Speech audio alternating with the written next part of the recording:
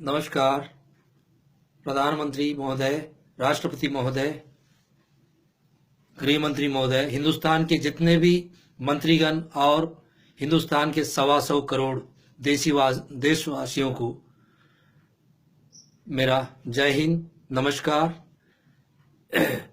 मैं मोहम्मद जलील CISF unit NALCO Damanjodi में posted था।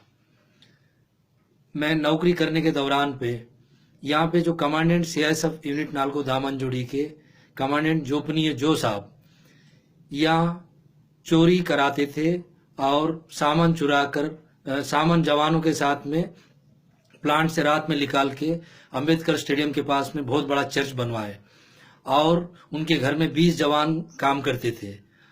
और बुब्बली के पास विजयनगरम डिस्ट्रिक्ट में वहाँ पे एक हमारा एक हेड कांस्टेबल फायर का रामकृष्णा, उसके घर के पास में कमांडेंट साहब को जमीन दिलाया। वो यहाँ 5 साल था, 5 साल तक कभी भी वो ड्यूटी नहीं किया था। वो खाली सेकंड कमांडेंट के नाम पे लोग जवान हर इंस्पेक्टर तक उससे डरते थे कि ये जो कमांडेंट इनके काले कामों के बारे में, और मैं इनके खिलाफ में ऊपर में लिखा और मैं इनके खिलाफ आवाज उठाया। हमें चर्च में बाइबल भी देते थे पढ़ने के लिए, बोले, हमने मना कर दिया, प्रोटेस्ट किया। एक मैं हूं, एक अनिल कुमार, सत्येंद्र कुमार, एस सुभाष, हम लोग 4-5 लड़के थे, हम लोग विरोध किए।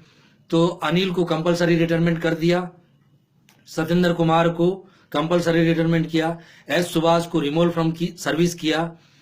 मुझे 11 चार्जशीट दिया कमांडेंट जोपनीय जो साहब, उनके खिलाफ मैंने आवाज उठाया बोल के। आज तक आजादी के 70 साल बाद में भी आर्मी से लेके जितने भी आर्मड फोर्स है, किसी जवान को आज तक 11 चार्जशीट नहीं मिला, मुझे दिया। तो मैं इसके खिलाफ 25 मार्च 2013 को तत्कालीन गृह मंत्री कांग्रेस गवर्नमेंट के उनको जाके मिलके मैं उनको बताया तो जब गृह मंत्री महोदय बोले कि मैं इसकी जांच करवाऊंगा, आज तक उसकी जांच नहीं हुई। मैं वहां दिल्ली से आने के बाद में मुझे 2/4/2013 को मुझे सस्पेंड किया गया। उसके बाद 11 चार्जशीट मेरे को एक करके मुझे 11 चार्जशीट दिए। मुझे इतना परेशान किए कि मेरी 11 इंक्वायरी अफसर अलग अलग इंक्वायरी करके मुझे बहुत तंग किए।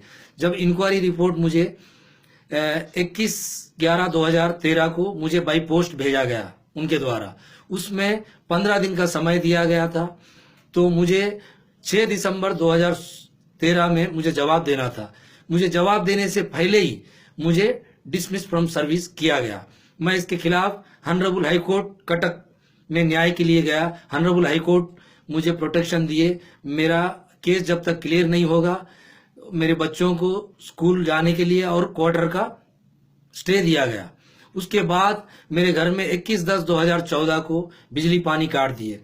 फिर हॉनरेबल हाई कोर्ट में जाके मैं कंटेम्प्ट ऑफ कोर्ट किया। तो हॉनरेबल कोर्ट कमांडेंट साहब को 5/11/2014 को कोर्ट में बुलाया गया। वहां आके माफी, गलती हो गई बोल के माफी मांग के चले गए। फिर हॉनरेबल हाई कोर्ट के आदेश का फिर अवहेलना किए। 28 मार्च 2016 को मेरे बच्चों को स्कूल जाने के लिए स्कूल बस में नहीं चढ़ने देते थे, हमारा मेडिकल फैसिलिटी बंद कर दिए। उसके बारे में फिर मैं हॉनरेबल हाई कोर्ट गया। तो 6 दिसंबर 2016 को फिर मेरे बच्चों को स्कूल जाने के लिए और मेरा मेडिकल इलाज के लिए हॉनरेबल हाई कोर्ट ने आदेश किए। और 21 दिसंबर 2016 को कमांडेंट साहब को कोर्ट में अपीयर होने के लिए बोला गया।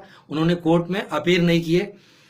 इतना जो अत्याचार प्रताड़ित मुझे किया गया, मैं प्रधानमंत्री राष्ट्रपति महोदय को दिल्ली जाके गृह मंत्री, गृह राज्य मंत्री, हिंदुस्तान में जितने भी मंत्रीगण हैं सबको जाके मिला। मैं तेलंगाना का रहने वाला, मेरे एमपी, कई एमपी लोग जो है गृह मंत्री साहब को लेटर लिखे। एक आंध्रा के जो है एर्रम नायडू साहब जो है वो भी, असदुद्दीन ओवैसी और जितेंद्र रेड्डी साहब, बहुत सारे एमपी गृह मंत्री साहब को लिखे। निनोन इयरिंग साहब, कई लोग लिखे हैं कि मेरे साथ जो अन्याय किया गया इसकी जांच सेंट्रल से कराया जाए बोल के प्रधानमंत्री महोदय को लिखे। वो लिखने के बाद में प्रधानमंत्री साहब राष्ट्रपति के यहाँ से, राष्ट्रपति महोदय के यहाँ से लेटर जो है हमारे गृह मंत्रालय को भेजते हैं। गृह मंत्रालय से वो हमारे डीजी साहब के पास जाता है। डीजी साहब के यहाँ से ये जो कमांडेंट जो चोर लुटेरा है उसी कमांडेंट के पास भेजते हैं। वो कमांडेंट मेरे को 6 बार लेटर जवाब दिया है, आपने जो भी आरोप लगाए हैं वो निराधार है बोल के।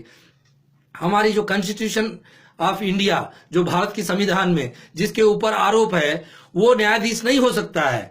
वो जो चोर के पास भेज रहे हैं तो मुझे न्याय कहां से मिलेगा। मैं प्रधानमंत्री राष्ट्रपति महोदय से हाथ जोड़ के विनती करता हूं, ये 125 करोड़ देशवासियों को मेरे साथ जो नाइंसाफी हुई इसके खिलाफ आप लोग मेरे साथ खड़िए। मेरी इस आवाज को आप लोग भी अपना भाई समझ के, हम देश की रक्षा के लिए भर्ती हुई, हम देश की सेवा करने के लिए, देश के खिलाफ अगर कोई मेरे तिरंगा को बुरी नजर से देखे तो उसके आंख निकालने के लिए हम भर्ती हुए। हम हमारा देश के लिए हम जो भी मरने के लिए भी हम तैयार है, सर कटा सकते हैं, हमारे देश के लिए हम सर नहीं झुका सकते हैं। ऐसा जवान मैं हिंदुस्तान में कोई ऐसा हथियार नहीं, हर हथियार मैं चला पाता, बम भी बना सकता, बम भी मैं डिस्पोज कर सकता। मेरे जैसे जवान को डिसमिस फ्रॉम सर्विस किया। हिंदुस्तान जो सरकार मुझे कितना पैसा खर्च करके मुझे ट्रेनिंग दिया, मेरे को ये जो कमांडेंट मेरे को नौकरी से निकाल दिया। मेरे को नौकरी नहीं चाहिए, मुझे इसकी इंडिपेंडेंट इंक्वायरी के लिए मैं मांग कर रहा हूं।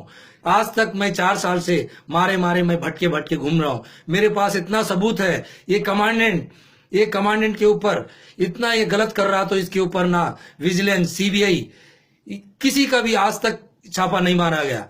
क्यों? क्या प्रधानमंत्री महोदय बोलते ना खाऊंगा ना खाने दूंगा। जब देश की संपत्ति, सरकारी पेड़, जो सागवान का पेड़ और शीशम का पेड़ सब काट के ये चर्च में बनवा रहा था। इसके ऊपर मेरे पास कई सबूत, कई वीडियो, सीडियां, कई मेरे पास डॉक्यूमेंट है। इसकी सोशल मीडिया के भाइयों बहनों और मीडिया के लोगों को मैं हाथ जोड़ के विनती करता हूं, मेरी आवाज प्रधानमंत्री राष्ट्रपति महोदय तक पहुंचाइए। मेरे साथ नाइंसाफी भी हुई। अगर मेरे ऊपर 11 चार्जशीट में सेंट्रल से जांच कराने पे एक भी आरोप मेरे ऊपर सिद्ध हुई तो हिंदुस्तान की जनता के सामने, मेरे बच्चे और मेरी फैमिली के सामने इंडिया गेट के ऊपर फांसी दीजिए। एक याकूब मेमन के लिए हिंदुस्तान की अदालत, सुप्रीम कोर्ट रात को 12 बजे खोल के उसको फुल अपॉर्चुनिटी दिया गया।